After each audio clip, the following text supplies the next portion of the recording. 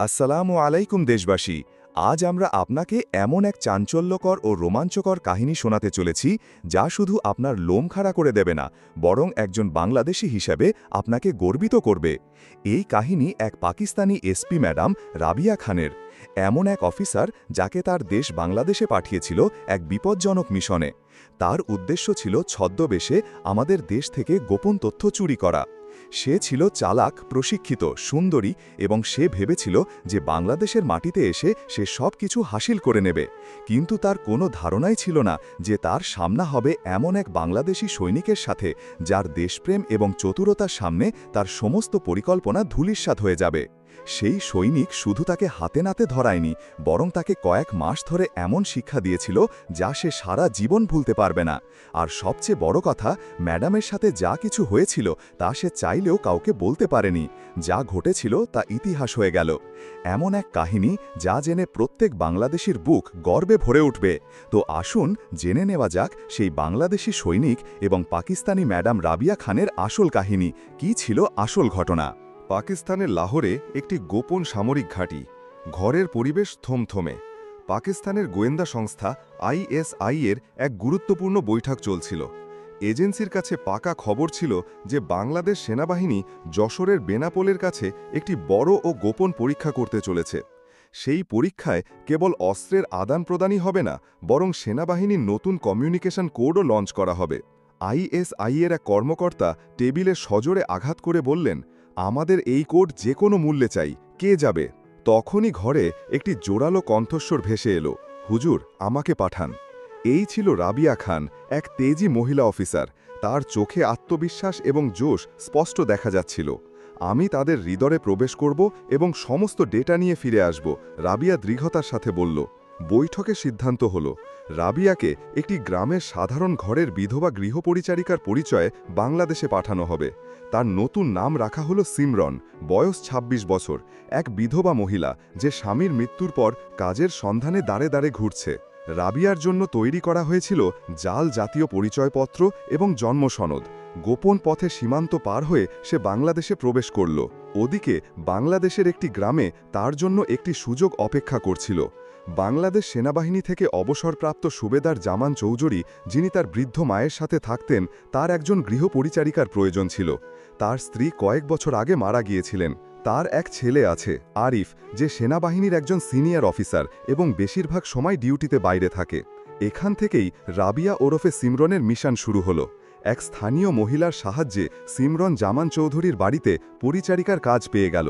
সুবেদার সাহেব তাকে থাকার জন্য নিজের বাড়িতেই একটি ঘর দিয়েছিলেন।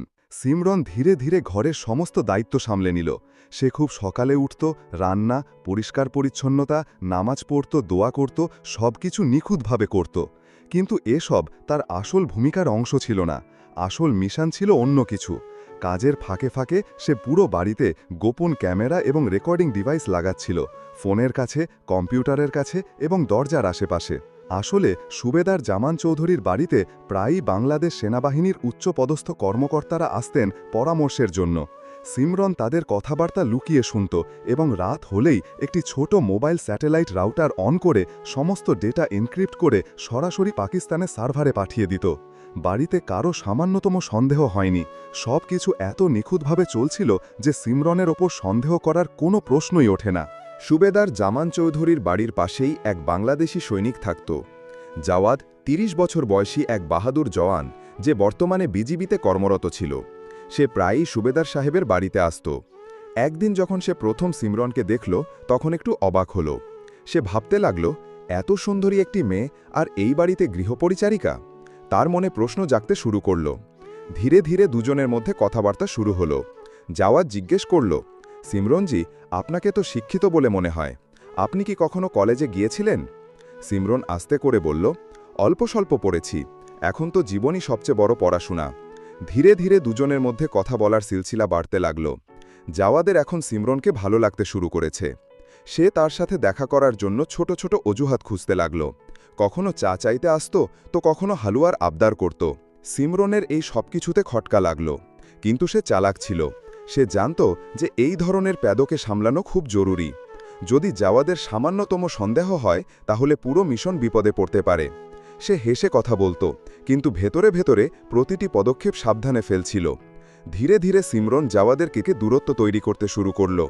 তার লক্ষ্য ছিল মিশন, আবেগ বা প্রেম নয়। কিন্তু জাওয়াদ এখন তার সীমা লঙ্ঘন করতে শুরু করেছিল। এক রাতে সে চুপচাপ সিমরনের ঘরের পেছনের জানালার কাছে এলো। তার মনে এক অসম্পূর্ণ আকাঙ্ক্ষা ছিল, দেখি তো এই একা মেয়েটি রাতে কি পরে ঘুমায়। কিন্তু সে যা দেখল তাতে তার হোশ উড়ে গেল। সিমরন ছোট পোশাকে নয়, বরং সম্পূর্ণ সজাগ অবস্থায় ল্যাপটপের সামনে বসেছিল। সে কিছু ডেটা টাইপ করছিল এবং তারপর একটি বিশেষ ডিভাইসের মাধ্যমে তা পাকিস্তানের সার্ভারে পাঠাচ্ছিল। জাওয়াদের চোখ ছানা বড়া হয়ে গেল। সেই মুহূর্তে সে কিছু বলল না, চুপচাপ ফিরে গেল। পরদিন সকালে সে সুযোগ পেয়ে সিমরনকে একা থামিয়ে জিজ্ঞেস করল, তুমি কে, রাতে কি করছিলে? সিমরনের মুখ সাদা হয়ে গেল। সে বুঝতে পারল যে এবার মামলা হাতের বাইরে চলে যেতে পারে। হয় সে ধরা পড়বে, নয়তো মারা যাবে। কিন্তু সে ঘাবড়াল না। সে দ্রুত পরিস্থিতি আঁচ করে ভাবতে লাগল, জাওয়াদ তো আমাকে আগে থেকেই চায়, কেন এর সদ্ব্যবহার করব না? সে ধীর স্বরে বলল, আমি বলবো, কিন্তু তুমি কথা দাও, কাউকে কিছু বলবে না। তুমি যা বলবে আমি তোমার সাথে তাই করব। জাওয়াদের তো এটাই চাইছিল। সে বলল, ঠিক আছে, রাতে আমার ঘরে চলে এসো। রাতে সিমরন জাওয়াদের ঘরে গেল। সেই রাতে কি হয়েছিল, কোন অনুভূতির বশে হয়েছিল, শরীরের মিলন নাকি মনের ছলনা, তা বলা মুশকিল। কিন্তু সেই রাতের পর কিছু বদলে গেল। সিমরন ডেটা পাঠানো বন্ধ করে দিল। তার ভেতরে এক অদৃশ্য দ্বন্দ্ব শুরু হয়েছিল।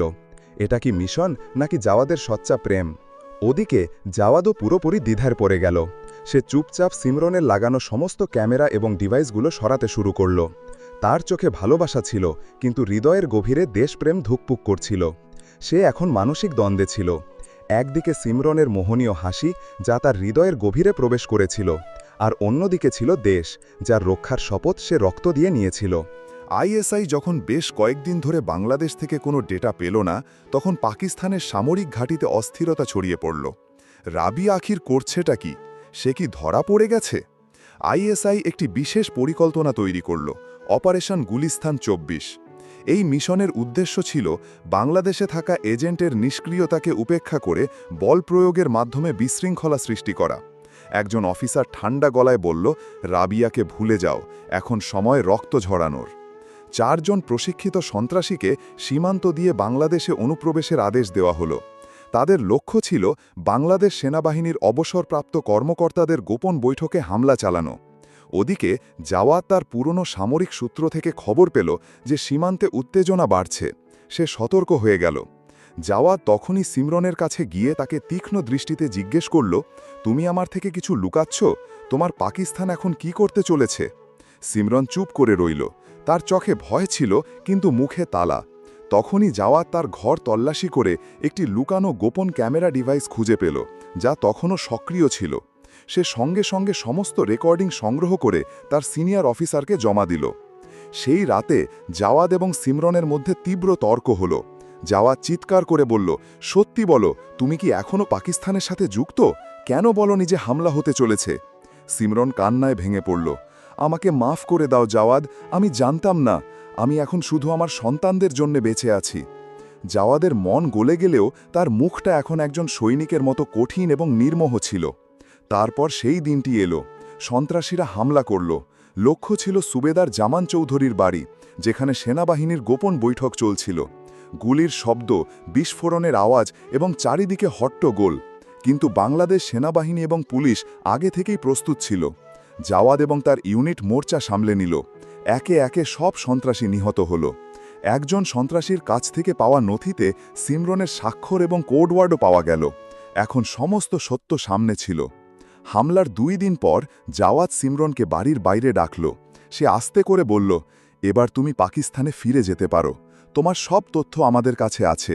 কয়েকদিনের আনুগত্যের জন্য তোমার বিরুদ্ধে মামলা করা হবে না, কিন্তু মনে রেখো, প্রমাণ আমাদের কাছে সব সময় থাকবে।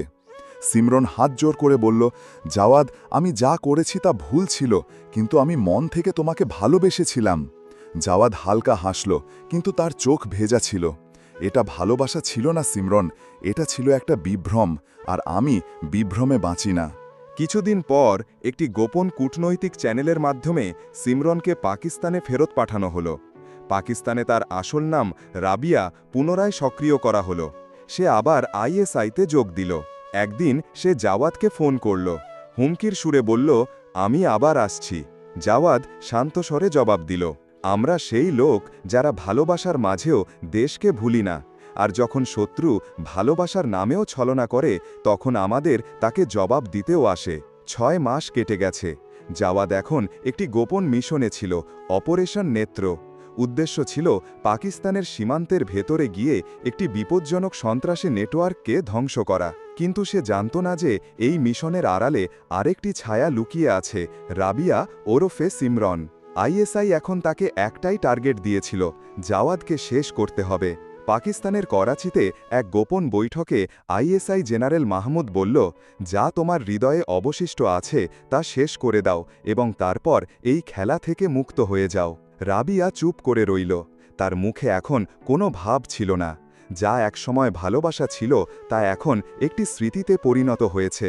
ওদিকে জাওয়াদ এখন পাকিস্তানে প্রবেশ করেছে, নতুন ছদ্মবেশ, নতুন পরিচয় এবং মাত্র 2 জন সঙ্গী। মিশন ছিল করাচির উপকণ্ঠে একটি কারখানা উড়িয়ে দেওয়া, যেখানে বোমা তৈরি করা হচ্ছিল এবং সেখান থেকেই অস্ত্র বাংলাদেশে পাঠানো হতো। যখনই সে কারখানায় হামলার জন্য পৌঁছল, একটি পরিচিত মুখ সামনে এলো, কালো বোরকায় ঢাকা রাবিয়া। এক মুহূর্তের জন্য তার হৃদয় কেঁপে উঠল, কিন্তু পরক্ষণেই সে আবার সৈনিকের ভূমিকায় ফিরে এলো। এটা আর শুধু মিশন নেই, এটা ব্যক্তিগত হয়ে গেছে, সে তার সঙ্গীকে বলল। কারখানায় হামলা হলো, বিস্ফোরণের শব্দে পুরো এলাকা কেঁপে উঠল। সন্ত্রাসীরা এদিক ওদিক পালাতে লাগল, কিন্তু তখনই জাওয়াদকে চারদিক থেকে ঘিরে ফেলা হলো। গুলি চলতে লাগল, আর তারপর একটি ছায়া সামনে এলো। 2টি গুলি চলল, 2 জন সন্ত্রাসী পড়ে গেল। সে ছিল রাবিয়া খান। জাওয়াদ অবাক হয়ে গেল, তুমি আমার প্রাণ কেন বাঁচালে? রাবিয়ার চোখ ভিজে গেল, কারণ আমার আত্মা আর চুপ থাকতে পারছে না। আমি তোমাকে মারতে আসিনি, আমি নিজেকে মুক্ত করতে এসেছিলাম। জাওয়াদের চোখে সন্দেহ ফুটে উঠল, এটাও কোনো জাল নয় তো? রাবিয়া আস্তে করে পিস্তলটি মাটিতে রেখে বলল, আমি তোমার দেশের কাছে ক্ষমা চাইছি, আমাকে একটি সুযোগ দাও, আমি সমস্ত সত্য প্রকাশ করে দেব। জাওয়াদ বলল, ঠিক আছে, আমার সাথে বাংলাদেশে চলো। এরপর রাবিয়া বাংলাদেশে চলে আসে। বাংলাদেশি এজেন্সিগুলো রাবিয়াকে হেফাজতে নেয়, কিন্তু তার বয়ান এতটাই বিস্ফোরক ছিল যে বাংলাদেশ সরকারকে জাতিসংঘ পর্যন্ত ফাইল পাঠাতে হয়েছিল। সে গুলিস্তান 24, সন্ত্রাসী ফান্ডিং, ব্ল্যাকমেলিং সব কিছু ফাঁস করে দেয়। বাংলাদেশ গোটা বিশ্বের সামনে পাকিস্তানকে উন্মোচিত করে। জাওয়াদ সিং একটি বাক্য বলেছিল, একজন বিশ্বাসঘাতক অবশেষে মানবতাকে বেছে নিয়েছে, আমরা ঘৃণা দিয়ে নয়, সত্য দিয়ে জিতি।